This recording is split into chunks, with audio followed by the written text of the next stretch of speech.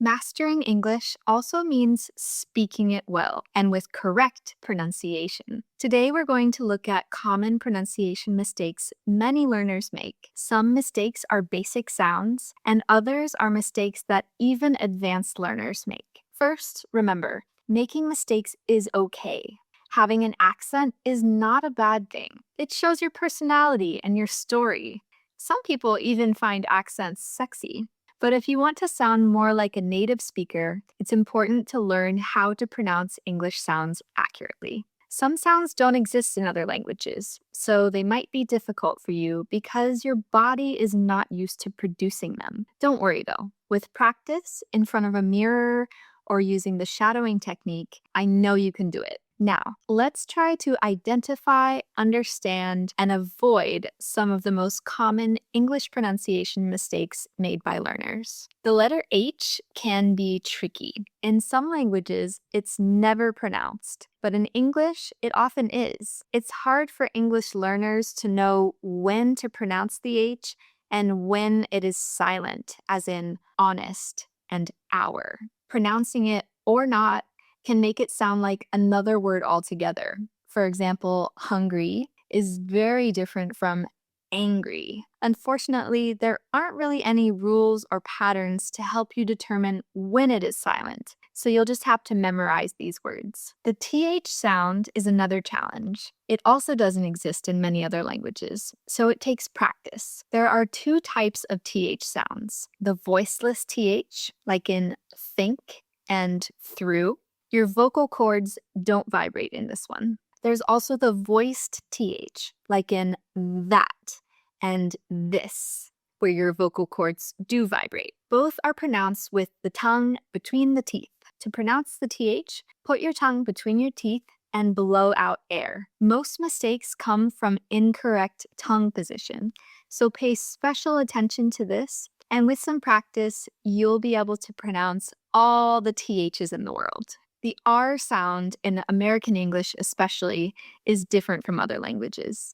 It's softer and less vibrating. When you say R, curl your tongue and touch the sides of your mouth where your gums meet your teeth. It might sound a bit like a dog growling.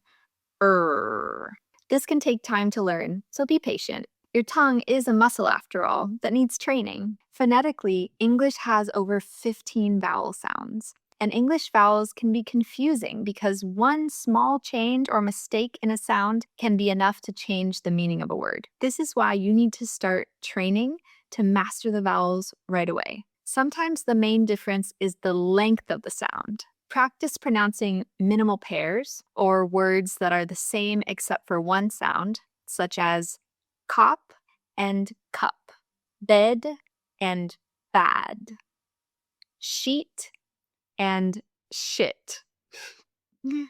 Practice listening to and saying these sounds to avoid mistakes. Now that you've memorized the correct pronunciation of the most common sounds, let's move on to more advanced mistakes. If you want to achieve a higher level of English, spend some time studying the following regular verbs in the past. There are 3 ways to pronounce the ED at the end. After a T or a D, pronounce ED as id, started, decided.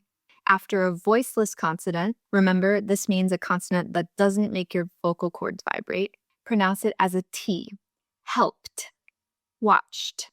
And after a voiced sound, pronounce it as a D, played, failed. If you can master this, you'll be on your way to true fluency. Also, words ending in NG. Don't pronounce ing words with a hard G, but instead with the nasal ng sound. For example, we say listening, not listening. In this episode, we talked about the typical mistakes learners make when speaking English. The most important tip I can give you is to practice, practice, practice. Spend some time working on individual sounds, especially the physical position of your tongue, mouth, and lips. Doing it in front of a mirror or recording yourself can also be very useful. Also, the more English content you listen to, the more easily your ear will start recognizing the sounds of the language, and this will make them easier to replicate. Finally, speak English as much as you can and as often as you can, especially with a language partner or a private tutor. And don't be afraid to make mistakes. It's all part of the process.